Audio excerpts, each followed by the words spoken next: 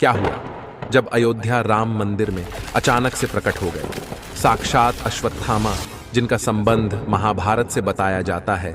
ऐसा कहा जाता है अश्वत्थामा महाभारत का अकेला एक ऐसा किरदार है जो आज तक जीवित है। आज भी कई जगह पर अश्वत्थामा के जीवित देखे जाने के दावे किए जाते हैं, जिसे भगवान श्री कृष्ण ने श्राप दिया था कि वो कलयुग के अंत तक इधर उधर भटकता रहेगा। लेकिन अभी एक ऐसा चमत्कार देखा गया है जहां कई लोगों ने दावा किया है कि उन्होंने अश्वत्थामा को अयोध्या राम मंदिर में देखा है। लेकिन किस रूप में? वो सच्चाई जानकर आपके भी रोंगटे खड़े हो जाएंगे। सबसे पहले, अगर आप एक सच्चे राम भक्त हैं तो वीडियो को लाइक करके कमेंट बॉक्स में जय श्री राम जरूर लिखें। जैसे कि हम सभी लोग जानते हैं कि 22 जनवरी 2024 के दिन अयोध्या में राम मंदिर का उद्घाटन समारोह हुआ था। इस समारोह में देश की काफी सारी हस्तियां भी शामिल हुई थीं। इस दिन रामलल्ला की मूर्ति को गर्भगृह में बड़े ही धूमधाम और मंत्रों उच्चारण के साथ विराजमान किया गया। यह दिन लोगों को सदियों तक याद रहने वाला है। लेकिन इन दिनों एक बड़ी खबर सामने आई है जो किसी चमत्कार से कम नहीं है। इस चमत्कार को देखते हुए तो ऐसा ही लग रहा है कि प्रभु श्री राम साक्षात गर्भगृह में विराजमान हुए हैं। क्या हुआ है ऐसा चमत्कार? जानने के लिए हमारे साथ वीडियो में अंत तक जुड़े रहे। अयोध्या राम मंदिर में प्रभु श्री राम की मूर्ति को जिसने बनाया है, उन मूर्तिकार का नाम अरुण योगीराज है। पूरे 7 महीने की मेहनत के बाद प्रभु श्री राम की मूर्ति को अरुण योगीराज ने बनाया है। इसका मतलब अरुण योगीराज पूरे 7 महीने से प्रभु श्री राम की प्रतिमा के साथ ही थे। हालांकि प्राण प्रतिष्ठा के बाद अब अरुण योगीराज अपने हाथों से बनाई हुई प्रभु श्री राम की प्रतिमा को पहचान भी नहीं पा रहे हैं। योगीराज को लगता है कि प्रतिमा में जरूर कुछ चमत्कार हुआ है। जैसे ही गर्भगृह में प्रतिमा को स्थापित किया गया, वैसे ही प्रतिमा की आभा में बदलाव हुआ और अब प्रतिमा में कुछ अलग ही तेज दिख रहा है। प्रतिमा का तेज पहले से काफी अधिक बरछ गया है। योगीराज ने कहा कि वह खुद भी इस चमत्कार से हैरान है। उनका मानना है कि यह चमत्कार रामलल्ला की कृपा से ही हुआ है। प्रभु श्री राम गर्भगृह में साक्षात विराजमान हो चुके हैं। तो आप भी दोस्तों नीचे कमेंट करें कि आप अयोध्या रामलल्ला के दर्शन करने कब जा रहे हैं। लेकिन सबसे बड़ा सवाल यह है कि अश्वत्थामा आखिर किस तरह से राम मंदिर में प्रकट हुए? जानकर आपके भी होश उड़ जाएंगे। 23 जनवरी 2024 से राम मंदिर आम श्रद्धालुओं के लिए खोल दिया है। लाखों भक्तों की भीड़ जमा हो गई, भगदड़ का माहौल बन गया। लेकिन प्रभु श्री राम की कृपा ऐसी हुई कि सभी भक्तों ने रामलल्ला के बहुत अच्छी तरह से दर्शन किए। पहले दिन तकरीबन 5 से 7 लाख श्रद्धालुओं ने रामलल्ला के दर्शन किए। लेकिन 24 जनवरी को कुछ ऐसा हुआ जिसे इतिहास कभी भुला नहीं पाएगा। सौरभ नाम के दर्शनार्थी ने हमें बताया कि वह प्रातःकाल सुबह जल्दी से राम मंदिर पहुंच गए ताकि वह जल्दी से जल्दी रामलल्ला के दर्शन कर सके। लेकिन उस समय भी वहां पर काफी भीड़ मौजूद थी, तो हम भीड़ में लगातार आगे बढ़ते जा रहे थे। सौरभ ने हमें बताया सभी भक्तों के मन में बहुत उत्साह था। सभी जय श्री राम के जयकारे लगा रहे थे। लेकिन तभी मेरी नजर एक ऐसे दिव्य साधु के ऊपर पड़ी जिनकी आभा बहुत चमत्कारिक थी, लेकिन उनकी उम्र बहुत ज्यादा लग रही थी। फिर भी उनके मन में जबरदस्त उत्साह था। वो श्री राम के दर्शन करना चाहते थे और जैसे तैसे लाठी के सहारे आगे बढ़ते जा रहे थे। मेरी नजर काफी समय से उनके ऊपर बनी हुई थी। उस दिन रामलल्ला के दर्शन करने के लिए हम सभी को तकरीबन 4 से 5 घंटे लग गए। हमारे साथ साथ उन दिव्य साधु महाराज ने भी रामलल्ला के बहुत अच्छी तरह से दर्शन किए। उनकी आंखों में बहुत आंसू थे। वह फूट फूट कर रो रहे थे और रामलल्ला से प्रार्थना कर रहे थे। जिसके बाद अच्छी तरह से दर्शन करके हम सभी राम मंदिर के बाहर आ गए तो मेरी नजर अचानक से उन साधु महाराज पर पड़ी। अपनी लाठी टूट जाने की वजह से वह चढ़ाव पर गिर चुके थे। तब मैंने उन्हें संभाला, उन्हें सहारा दिया और उनसे पूछा कि आप इतनी बुजुर्ग अवस्था में भी आखिर इतना कैसे चल पाते हैं? आप कौन हैं और आपकी आयु कितनी है? लेकिन उन साधु महाराज ने जो मुझे जवाब दिया, उसे सुनकर मेरे रोंगटे खड़े हो गए, क्योंकि उनका कहना था मेरी उम्र 3000 साल से भी ज्यादा है और मैं एक श्रापित महाभारत का पात्र हूं। इतने में मेरे को दोस्तों ने मुझे आवाज लगाई तो मेरा ध्यान भटक गया और वह साधु महाराज कहीं अंतर ध्यान होगा।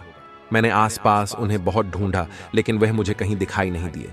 ये मेरी जिंदगी का सबसे बड़ा चमत्कार था। लेकिन सवाल एक ही था, आखिर वह दिव्या साधु कौन थे? तब रिसर्च करने पर सौरभ को पता चला कि महाभारत में एक ही ऐसा पत्र था जो श्रापित था, जिसे अमृतत्व का वरदान प्राप्त था, और यह श्राप उसे साक्षात भगवान श्री कृष्ण ने दिया था और उसका नाम था अश्वत्थामा। ऐसा कहते हैं अश्वत्थामा कलयुग के अंत तक जीवित रहेंगे। तो क्या उस समय साक्षात अश्वत्थामा राम मंदिर में राम लल्ला के दर्शन करने के लिए आए थे? इस सवाल ने सभी को आश्चर्य में डाल दिया। लेकिन क्या आप जानते हैं भगवान श्री कृष्णा में अश्वत्थामा को श्राप क्यों दिया था? महाभारत के युद्ध की समाप्ति के बाद अश्वत्थामा ने पांडवों के पुत्रों का छल से वध किया था। पुत्र शोक में जब पांडवों ने श्री कृष्ण के साथ अश्वत्थामा का पीछा किया तो वे भाग गए। फिर भी जब अर्जुन ने उनका पीछा न छोड़ा तब अश्वत्थामा ने अर्जुन पर ब्रह्मास्त्र चल दिया। उससे बचने के लिए अर्जुन ने भी ब्रह्मास्त्र का प्रयोग किया। तब महर्षि वेदव्यास के कहने पर अर्जुन ने अपना ब्रह्मास्त्र वापस लौटा लिया, लेकिन अश्वत्थामा को ब्रह्मास्त्र लौटाने का ज्ञान नहीं था। तब उन्होंने अपने अस्त्र की दिशा बदलकर अभिमन्यु की पत्नी उत्तरा के गर्भ की ओर कर दी। क्रोधित होकर भगवान श्री कृष्ण ने अश्वत्थामा के माथे पर लगी मणि निकाल ली और कलयुग के अंत तक उन्हें पृथ्वी पर भटकने का श्राप दिया। तब से अब तक अश्वत्थामा निरंतर पृथ्वी पर भटक रहे हैं। अर्थात हो सकता है साक्षात अश्वत्थामा बुजुर्ग के रूप में रामलला के दर्शन करने, अपने किए गए पापों की क्षमा याचना करने उनके द्वारा पर आए हो। रोजाना एक के बाद एक चमत्कार अयोध्या राम मंदिर में देखे जा रहे हैं। आ गया मैं कोट चमत्कार आपको सुनाने जा रहे हैं, जिसमें किस प्रकार एक 80 साल के बुजुर्ग महिला का पर्स पुनः चमत्कारिक रूप से उन्हें प्राप्त हो गया। दरअसल राम मंदिर ट्रस्ट ने प्राण प्रतिष्ठा में जिन लोगों को आमंत्रित किया था उनमें से एक श्रीधर अपनी पत्नी, बेटे और बहू के साथ कार्यक्रम में शामिल होने आए थे। प्राण प्रतिष्ठा कार्यक्रम समाप्त होने के बाद श्रीधर की पत्नी जानकी, जिनकी उम्र लगभग 80 वर्ष बताई जा रही है, वो प्रभु राम का दर्शन करने के लिए गर्भगृह में प्रवेश कर रही थी। तभी उनका बैग खो गया, जिसके बाद भी बुजुर्ग महिला ने राम लल्ला के दर्शन करने का निर्णय लिया और वहां पर मौजूद सुरक्षाकर्मी से मदद भी मांगी। सुरक्षाकर्मी ने वृद्ध जानकी देवी को गर्भगृह तक पहुंचा दिया, जिसके बाद प्रभु राम की भक्ति में महिला लीन हो गई और प्रभु राम से अपने बैग के लिए प्रार्थना की।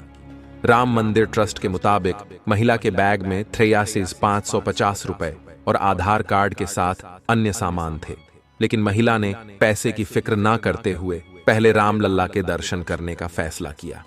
अब आपके मन में यह सवाल चल रहा होगा कि महिला को बैग कैसे मिला। प्राण प्रतिष्ठा कार्यक्रम में उत्तराखंड के हरिद्वार के प्रेमानंद जी महाराज भी शामिल हुए थे। उनके झोले में वृद्ध महिला का बैग गिर गया। इसके बाद जब प्रेमानंद महाराज अपने आश्रम पहुंचे तो उन्हें महिला के बैग की जानकारी मिली, यानी राम मंदिर में खोया हुआ पर्स अयोध्या से 680 किमी दूर हरिद्वार में मिला।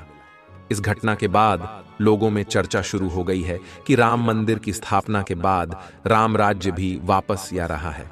प्रेमानंद जी महाराज ने देखा कि बैग में आधार कार्ड और कुछ रुपए है, जिसके बाद प्रेमानंद महाराज ने आधार कार्ड के जरिए पुलिस से संपर्क किया और पुलिस ने उसे वृद्ध महिला को उसका बैग सुरक्षित ढंग से वापस किया। अब श्रीधर इस पूरी घटना प्रभु राम की कृपा बता रहे हैं और प्रभु राम का चमत्कार बता रहे हैं। अयोध्या में प्रभु राम के विराजमान होने के बाद ही अनेक तरह के चमत्कार देखने को मिल रहे हैं।